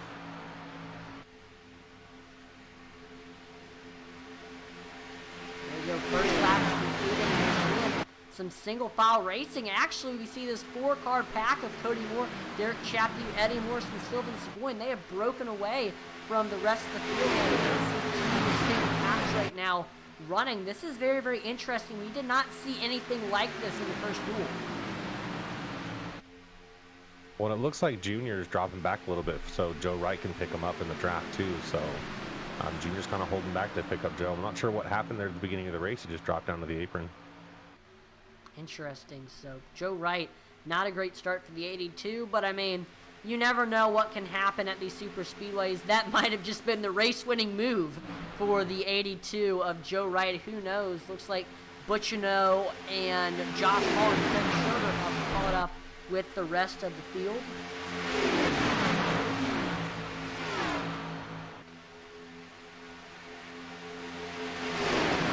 It's definitely very interesting. There's a different dynamic in this race than it was last one. They're running single file. No one's really pushing that hard right now, so they're kind of spread out still a little bit in the field, which is interesting. And there, as you say that, we see two drivers, Eddie Moore and Sylvan Seguin, going up to that outside, trying to make it work up there. There's really only two cars. I think 3 is the magic number for a good top line run. So let's see if somebody else goes and jumps up there and helps Eddie and Sylvan. Falling behind in this front 2 pack of Cody Moore and Derek Chaput, their Wasted Wages teammates, they are running away from the rest of the field. Well, I mean, those two are hooked up and bumper to bumper. They're going to run away because the rest of these guys are spread out a little bit more. I mean, if they want a chance to keep back up with them, they need to get bumper to bumper and start pushing each other. Yeah, the more side-by-side racing that goes on back here, the farther they're going to fall behind from your front two. And, I mean, it always helps that you're working together with your teammate, which is exactly what's happening with Cody Moore and Derek Chaput. And this is kind of the beginning for these two. Is a new team, so this is really exciting to see these two working together for the first time. Uh-oh, looks like Eddie Moore, Sylvan have caught these two. They slingshot up to the outside lane, trying to get a good run with that, using that slingshot effect. Side by side here as we head into turns 1 and 2. Eddie Morris looks to be clear, so does Sylvan Seguin, and they will drop to the bottom. Eddie Morris to the lead, Sylvan Seguin right behind them. Look at this, the 8 and the 66 out front. I mean, you can definitely tell that Eddie and Sylvain are right next to each other, bumper to bumper. You know, a lot closer than Cody is. And they got that run and just took it. So, you know, hopefully the rest of the field kind of catches on and we get closer together. Yeah, it's weird we're seeing, it's almost like everybody's tandem drafting where we see like a 2-car pack and a 2-car pack and a 2-car pack. You don't really see that very often in league races, and especially because these are not really known for 2-car packs and tandem drafting, but we're seeing a lot of it right now, and sometimes it's fun to watch.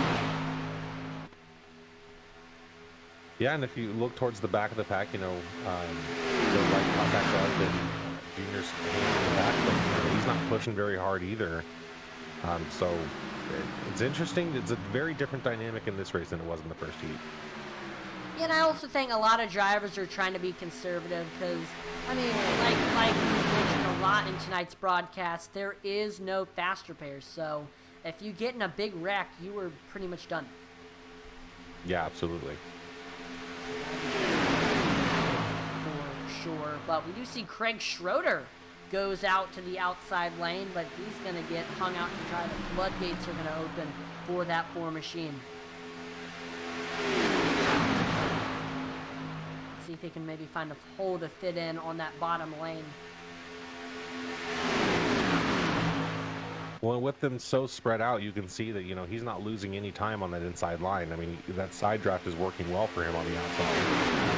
Oh yeah, side draft is killer here at these super speedways, and if you can take advantage of it, you can do well. It looks like he's able to find a hole behind Derek Chaput, and we saw Sylvan take, I think he was going to the outside, maybe getting some air with how much tape is on these cars. So often we're going to see these drivers pop up to the high side. What they're doing is their water temperature is getting hot, so the way to cool it down is to go where there's no car in front of them and just get a bunch of air in that grill.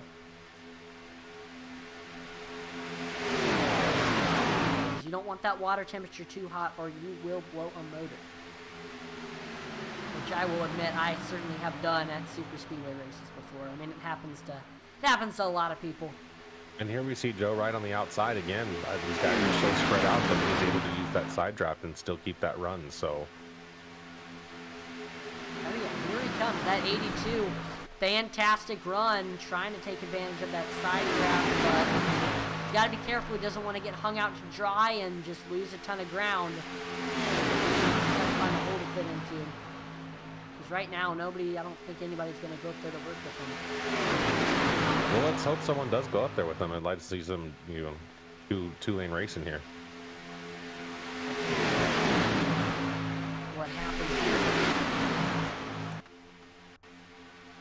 I mean, look at that. He's not losing any ground at all. He's getting a run. You got 4 coming up with him. Looks like Josh Hall went up there with him as well. So hopefully we get that outside for him. Yeah, here comes that outside. They have numbers now. Joe Wright, Craig Schroeder, Josh Hall, and Jeffrey Belk all up there on the high side. We do see Craig Schroeder goes down to the bottom, but still 3 cars can make it work up there on the high side. 2 of them are teammates, Josh Hall, Jeffrey Belk, both running with Intensity DBC. That is one of the new teams this season. This is kind of their first race working with each other, trying to figure it out, learning what each other's driving style on these super speedways. Trying to learn everything they can so that they are well prepared next week for the Daytona 160. Yeah, and I've raced with Jeffrey on super speedways before, and he's a really good stable driver. So if he can hook up there with Josh and get closer, they can definitely make that outside line work. Mark Shaver says, hey, 8 might have fuel problems if leaving the whole time. That is true. And by the way, Mark, if you want to unmute your mic, you can. But yeah, that is one thing to keep in mind. If Eddie leads the whole time from flag to flag. He may run into some fuel issues because, I mean, if you're moving up and down, going to the bottom, to the top, moving around, comers and goers, it's easier to save fuel, but if you're leading the entire time, Eddie might be in trouble. And maybe that's what these guys are doing at the bottom in this race is they're just kind of trying to save fuel. You see Cody and haven't pushed too hard since then, so they're kind of just following each other and just following in line, so maybe they're just trying to save fuel. Here comes Joe Wright, Josh Hall on that outside there getting a fantastic run. Here they come, two former teammates working with each other, a little bit of deja vu. I know Josh now, still with Intensity Joe, he ended up moving to CCM, but they are still working together like old times. Up there as well. Again, bottom has more drivers, but with how spread out they are, 3 drivers side drafting can hold their own. Hey, Alec. Hey, Mark. This is completely different than the race I was in. We were jumbled up, packed up. These drivers, especially Cody and Derek, are saving fuel. This is a completely different dynamic, so I can't wait to see what this is. Yeah, this is, as soon as the green flag dropped, I saw it, I'm like, this is a very, very different race from rule number 1. And I'm here for it. I'm glad tonight we're going to get 2 different distinct races. Watch what all unfolds. So this should be fun, but continue to watch that second lane with Josh, Joe, and Jeffrey, the J boys up there on that high side. From my experience on the top line was really good. You probably need one more car up there, especially if you want to pull up a little bit. But the top is good. Yeah, so I'm interested to see what drivers might go up there. You might see Craig Schroeder, Devin. I wouldn't be surprised if we see Devin and Junior get hooked up and go out to the outside. That would be interesting. They are just Cody waiting. jumps outside. There he goes. Cody They Moore. are just waiting. Uh-oh. Cody Moore to the outside, jumps right in front of Joe. Here he comes. That is going to give some needed momentum to that outside lane. And there we go. Cody Moore with the nose now. We see, who is that? That is Chapeau. He goes up there to the outside as well, right behind Joe Wright. So strength in numbers for that outside. Oh, we see Joe Wright drop now to the bottom, but still 4 strong cars on that outside lane trying to get a good run. Yeah, and I just heard Josh come over the radio a few minutes ago saying he was getting warm, so he had to back off there. And as soon as he did, that whole outside line just kind of slowed off. Absolutely, I know that definitely killed the momentum. So now it looks to be Cody, Chapeau, and Philbin peeking up, maybe looking to try to get to the outside. If not, he's just getting some air in that 66 machine. He's definitely getting hot, pushing Eddie as hard as he is. You see Schroeder jumping out to the outside, maybe trying to get... Oh, wow! So even though they don't have numbers, Cody Moore is clear of Eddie Morris, I believe. I know, though, he's going to really, really want to take Derek Chappie with him, both of them with Wasted Wages Racing. And that's kind of what I was saying earlier, is that inside line is just so spread out that they just don't have momentum. And I think Cody and Chapeau know that. That's why they're up there on the outside, just 2 cars, bumper to bumper, making it work. This is going to get interesting here. 15 laps to go. We're starting to get into the nitty-gritty of tonight's second duel. This should get interesting. There we go. We see Craig Schroeder hops to the outside, joining Cody and Derek up there. Hoping to give them a little bit of extra momentum. He can reel them in. Yep, he catches that draft.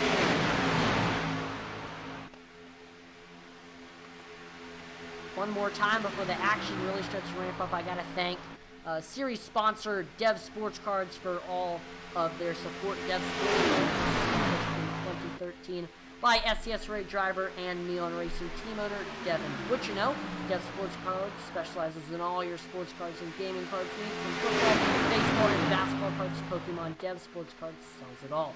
On their eBay store, you can find a wide variety of items from high-end sports cards to your weekly 99-cent starting bid second-day auctions. If you don't have time to sell your own cards, reach out to Devin and ask about his consignment services. So you can package them up, ship them out, and Devin will get them listed, sold, and then you get paid.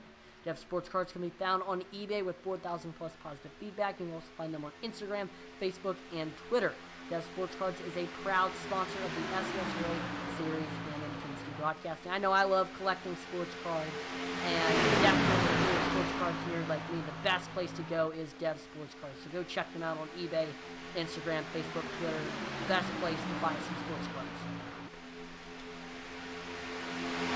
Back to the racing action. Eddie Moore, Sylvan Seguin still on that bottom. Cody, Derek still trying to get a good run on the outside. Nobody's going up there to help him still. Got 13 laps to go. This is just continuing to get interesting. Cody Moore, fantastic run on that outside.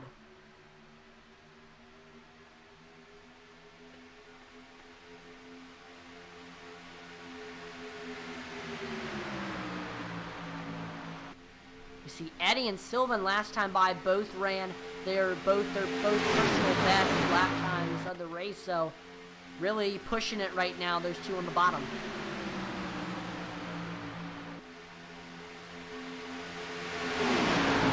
Right now this is kind of the calm before the storm that we're going to see for the last 10 laps. There's a lot of way more taking give.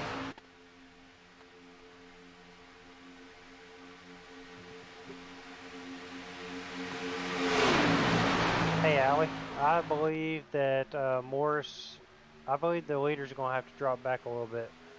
If I remember correctly, I ran 30 laps, and I only had like 2 laps left. Leading the whole time, I don't think they can. Interesting. So that'll add a little bit of strategy for those two into this race. I'll be interested to see what is going to happen to these two. So viewers, keep your eye out on that orange and white number 8 and the Napa number 66 and see what they're going to try to do here. We do see a third driver who's up in the outside lane.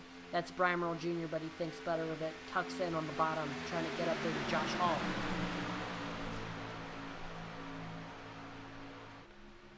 Sylvan trying to get some air in that 66 machine. I know he's getting hot. He is definitely pushing it. Trying to keep Eddie in that lead. Look at this. Joe Wright jumps to the outside lane, giving that outside a little bit of extra momentum. Here they come. Watch out for the Red Bull number 82 machine. Fantastic run on that outside, and Joe is able to get clear. Joe Wright to the lead here at Daytona International Speedway. Once again, it is Cody and Derek on that outside, and Cody actually getting a great run, but strength in numbers, it's going to be hard for them to get a good run with only 2 cars. With Joe Wright going up there, that gave them a ton of momentum. So fantastic move for Joe Wright, jumping to the outside when he did. He is now officially in the lead. He's got teammate Eddie Morse behind him. This is a perfect situation for Joe Wright.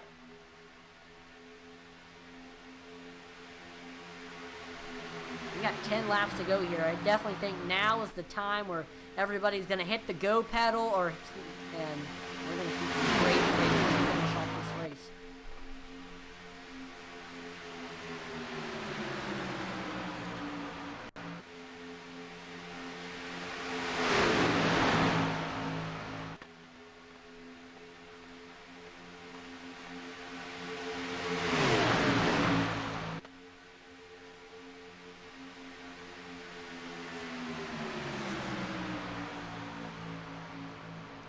Watching everything unfold here. And Mark had said earlier with the guys up front that they may be having a fuel issue, but I don't know what the leaders are going to do, because Eddie was led the last 16 laps roughly. Cody's been kind of pushing by himself too, but Cody was in that draft for a while too, so he may be good to go for the rest of the race. So I'm curious what Eddie's feeling like. Yeah, and I know with Joe going down that bottom, getting ahead of Eddie, that might take a little bit of pressure off him for worrying about fuel, but still, I'd be concerned for that 8 machine. Yeah, for a fact, I had 1 gallon left, so two laps, or it's like a lap and a half, maybe 2 laps in the draft. That's at the end of the thing, and I never led a lap. So I know it should be. I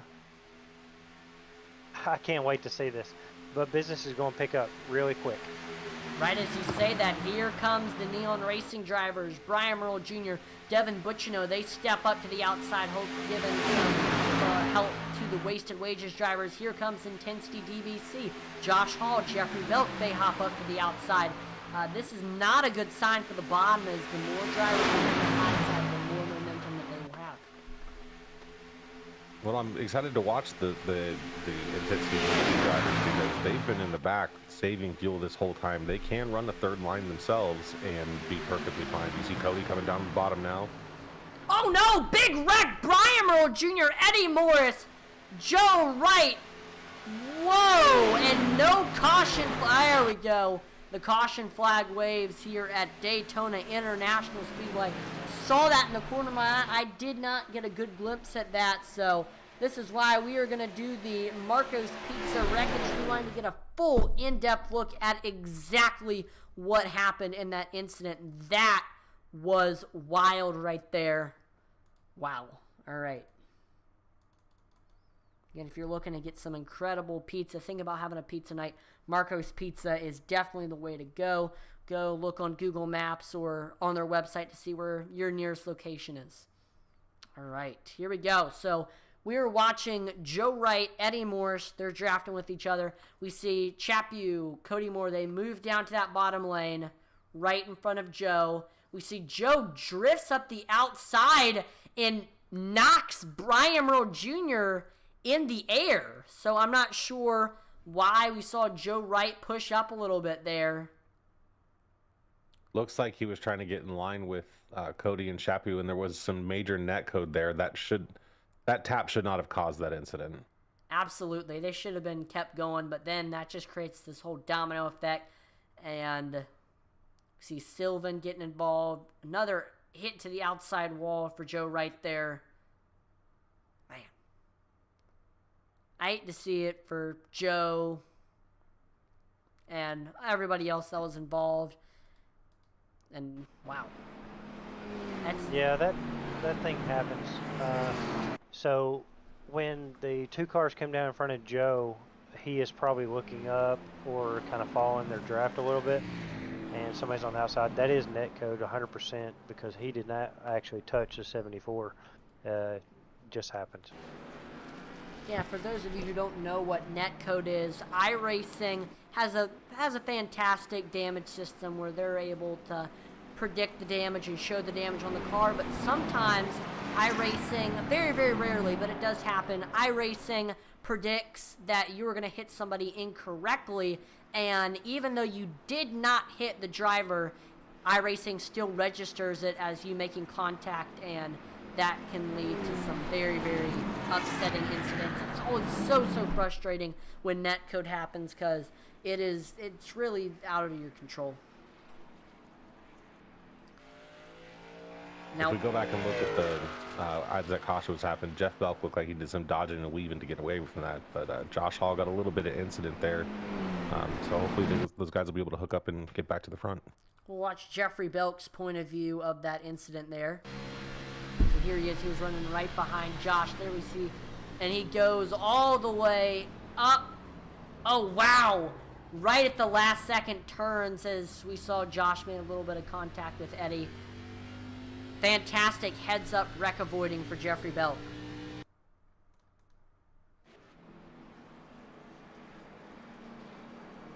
Now you got to keep in mind, Eddie and Joe, they did not. Remember, you don't have fast repairs, so Eddie and Joe, they had a ton of damage to fix, and looks like Joe Wright finally exits the pits. Both Eddie and Joe barely make it off pit road and do not go a lap down, but still looks like Joe has a little bit of damage, and a teensy little bit of damage on a car to super speedway can slow you down and affect your car aerodynamically. We're getting ready to go back green here. Cody will be restarting on the bottom outside of him. It's his teammate Derek Chaput. Then behind them is Devin Butchino and Sylvan Seguin. We're going to have a 3-lap shootout to decide your duel number 2 winner. And just like we were talking about last duel, the winner of this duel will get 10 points to start off the season. So right now, technically, Brett Merle, winner of duel number 1, is the current SCSRA points leader, as he has 10 points, and whoever wins this race will be tied with him. So there's not just where you're going to start in the Daytona 160 on the line, but also, you know, bonus points. And bonus points will mean a lot, especially determining, you know, who makes the playoffs. Because not everybody is going to get a win, so you're going to see a lot of drivers have to get into the playoffs through points, and so every little bonus point counts to help you get into those playoffs. Here we go, going green. For that pace car to make the hard left turn onto pit road. There he goes, coming to the green flag. Now, Joe Wright's coming off 4 right now, and he's going to be at full speed already, so hopefully he can catch the back of this pack. Yeah, this reminds me a little bit of Kyle Busch at one of the 2008 Daytona duel, where he was coming back after a caution, and he had already built up the full speed while the rest of the so that was not the case there for Joe Wright. Joe Wright definitely has damage. He is running a little bit off pace. Of course, everybody else is in the draft. But here we go. Derek Chaput, Craig Schroeder hooked up on that outside. Cody Moore, Devin Butchino on the bottom. Here we go. We are getting into the nitty-gritty of this race. What is going to happen here? Oh, one thing to keep in mind, Sylvan Seguin in that Napa number 6 does not have a front nose, which will certainly affect them aerodynamically. Only 2 cars on the outside right now. It's just Derek and Craig. Will somebody else go up there and help? Let's see here. 2 laps to go. What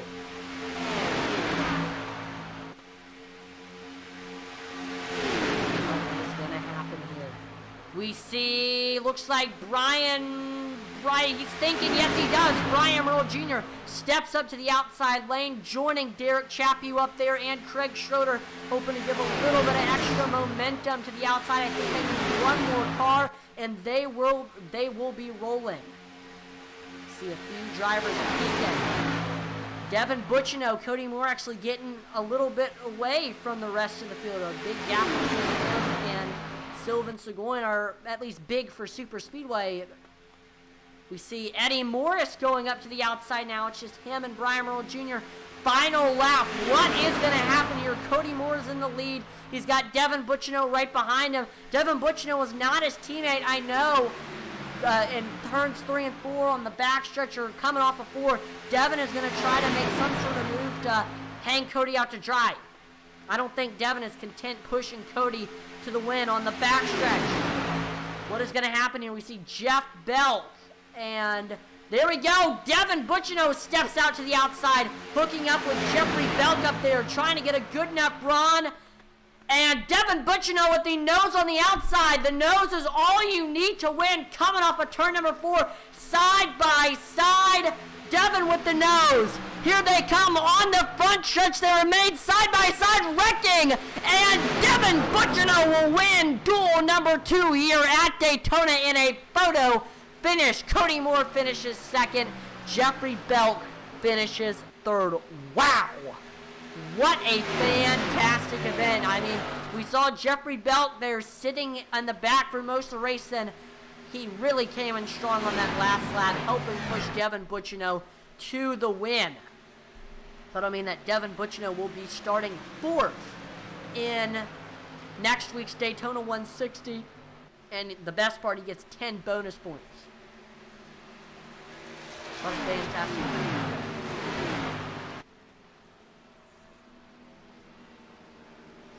Cody Moore was kind of a sitting duck on that last lap. Really nothing he could do. And there we go. Devin Butchino burning it down here at the World Center of Racing, Daytona International Speedway. Butchino, I know, very, very happy with the victory.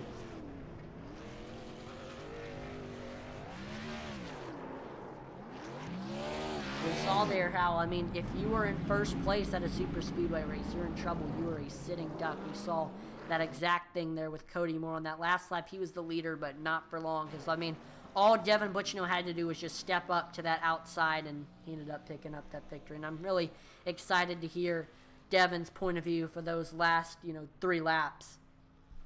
He's doing the Polish victory lap, popularized by the late Alan Kulwicki. And to watch the IDBC driver Jeff Belt come from basically riding in last the whole day to come to a third, that's the type of driver he is, just to kind of hang out, bide his time, and wait for it. And, if Devin didn't step up, he had that.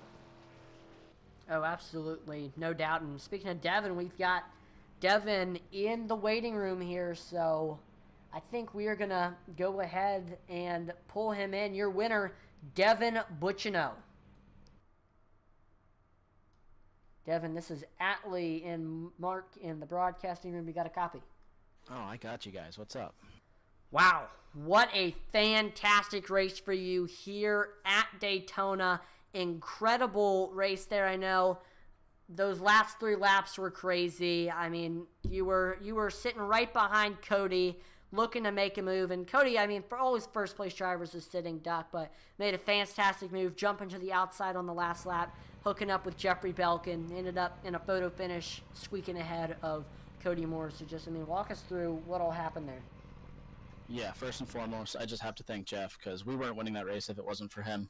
I hate it for Junior, man. We sat in the back all race and finally made our way to the front. And it looks like there was a lot of net code. I don't know what happened with him and Joe, but it really sucks to see that, because we had it played out perfect. We pushed the 2 wasted wages guys. They cleared to the bottom, and then we were just going to right around the top. And we had that restart there, and we had the teammates in front of us, so I just tried to stay glued to Cody and cleared Chappie, and we had Sylvan behind us, who was missing a lot of his entire front bumper, so I was just trying to stay glued to Cody and settle it ourselves. Shout out to Brett too. He was doing a really good job spotting for me at the end, and I saw Belk get a huge run, and we just had to go up and take it, and thankfully it's enough. And it's hard to win these restrictor plate races, so I don't care if it's a duel. It's very exciting, and kind of like RFK, we got a little Speed Week sweep here in the duels for Neon Racing. It's really awesome. Now, before we let you go, Devin, is there any sponsors or shout-outs you want to thank for your win? Yeah, I just want to thank McKinleyville Barbershop, Dev Sports Cards, Level Up Subs, everyone at Intensity. We appreciate what you do. We know how much we love being able to go back and watch these things, so if it wasn't for you guys, it wouldn't be possible. You do a heck of a job. Everyone at SCSRA, Brian, all the guys. It's just the start of Speed Weeks. We're going to have some really good racing next week. All right, well, again, congratulations on the win tonight, Devin. Have a great rest of your night. Thanks, Hat Man. Appreciate it. Yep, no problem. It's like we did have Cody Moore, your second place finisher, in the waiting room, but he ended up. So I'll move him with my. There we go. Cody, this is Atlee in the broadcast room. We got a copy. I got you, buddy. Awesome. Well, P2 tonight here at Daytona. I know you were running on that high side for a lot of tonight's event, running with your new teammate, Derek Chapu, up there, and just at the end on that final restart, you were just kind of a sitting duck, first place. Always first place is a sitting duck at these super speedways, but tried to hold your own, but the outside just had such a strong run, and you couldn't pull it out, but still second place finish. You'll be starting 6th in the Daytona 160. What was your take on tonight's event? Yeah, I thought it went well. I wasn't very aggressive because I didn't really want to cause a big wreck for just points, no wins at stake. So yeah, I was happy to get second place points or third place points wherever I finished there, and yeah, I think I start in the front row because of the qualifying deal, if I understand it right. Yeah, that's correct. You will be starting second. So, finish second in the duel, second in qualifying. Great race. How was it running with your new teammate? It was good. Running second and all these things. I know how Nudie feels after all those times, but yeah, it's really good. With the new teammates, everyone hits their push to talk button. So yeah, it's just nice. The communication's a lot better. So yeah, I'm really enjoying the new teammates. Gotcha. Well, before I let you go, Cody, is there any sponsors or shout outs? Yeah, I'd like to thank Grandma Hagerman. I'd like to thank Logan for leaving early and disappearing with no notice. I'd like to thank my teammates, Will, for starting this awesome team, even though he didn't get team paints, which is a little weird for a team owner. I thought that was their responsibility. Yeah, other than that, just want to thank Brian for putting on this league every year, and you for doing the awesome broadcasts. Well, again, congratulations on the runner-up tonight, Cody. Have a great rest of your night. Thanks, Allie. Yep, no problem. And now we're going to pull in your third place finisher from Newcastle, Delaware. It is Jeffrey Belk. Jeff, this is Atlee in the broadcast room. You got a copy? Yeah, I got you. How you doing? Doing pretty good up here in the booth, and looks like you were doing pretty good out there on track. Ended up pulling out a P3 finish tonight, and we saw for the first portion of the race, it was you and Josh, your teammates, kind of sitting in the back of the pack, waiting for everything to settle out. And we saw the big one happen. You did some fantastic wreck avoiding skills, and on that last green flag run there, we saw you hop to the high side, got a fantastic run, a great push, and ended up picking up Devin, and you ended up helping push him to his win, and that ended up helping you get that third place spot. So, I mean, what a great run on that last 3 laps for you. I mean, what was your take? Yeah, just real great call there by Josh. He's the one that told me to go up, and honestly, when I got up there, I have one car behind me. I was kind of worried I was going to fall back, but then we got that good push from behind, and Devin came up ahead of us, and we were able to work with him. First half of that race was really just try to save fuel in case it went green the entire way, and then just try to stay back just in case, like with that caution, just try to be behind it so we can be slowed down for it before we get to it. I know I talked to Cody about it. How was it running with your new teammates? It was fun. Very good communication between all the drivers for both heats. And before we let you go, Jeff, is there any sponsors or shout-outs? As always, Dirtbag Clothing, W Energy, Week Designs, Week Enterprises, Equipment Geek, Sports Stars, Shock, and Intensity, especially because of the merger, and always to you guys for broadcasting, everyone out there for tuning in. Yeah, I always have fun week in and week out broadcasting this league. So, again, congratulations on the podium tonight, Jeff. Have a great rest of your night. Thank you. You as well. Yep, thank you. Well, that will do it for tonight's event. Fantastic broadcast, or fantastic race, and it was really, really fun calling this race. Of course, got to thank all of the admins, like always, Brian Nudie, Eddie Morris, Michael Provolt, Sylvan Seguin, Devin Butchino, Stephen Black. Got to thank David Hartney for race control. And, of course, I want to thank all the viewers for tuning in to watch tonight's broadcast. Without you, these broadcasts wouldn't be able to keep going. So it's just thank you for all the support, and make sure to like, follow, and subscribe to Intensity Broadcasting on Twitch, YouTube, and Facebook, as it would be greatly appreciated. We're trying to reach our goals of 2,500 followers on Facebook, 1,000 subscribers on YouTube, and 1,000 followers on Twitch. Make sure to check out our Twitter, Intensity Broad 1. We're always dropping polls and interacting with our viewers on there. I love having discussions about NASCAR, about iRacing, about anything about video games with our viewers. So it's a fun place if you want to get in contact with us here at Intensity Broadcasting and just have some good discussions. That is the place to check it out. And then also make sure to visit our web store, intensitybroadcasting.com. There you can find all of our Intensity Broadcasting merch. We've got Intensity Broadcasting shirts, Intensity Broadcasting hats, Intensity Broadcasting mugs. We've also have a bunch of auto racing novelty t-shirts, like we have our Cautions Breed Caution shirt, our Race Car Money shirt. Those are best sellers. And then also my real life racing merch is on there. So if you want to support me in my real life racing, you go purchase some merchandise there from IntensityBroadcasting.com, and also check out the league collections, especially the SCSRA collection. There you can get some SCSRA stickers, an SCSRA shirt, or an SCSRA photo paper poster to help support the league. I'm Atlee Unleashed on behalf of the entire Intensity Broadcasting team. Thank you so much for watching, and I will see you next time. Over and out.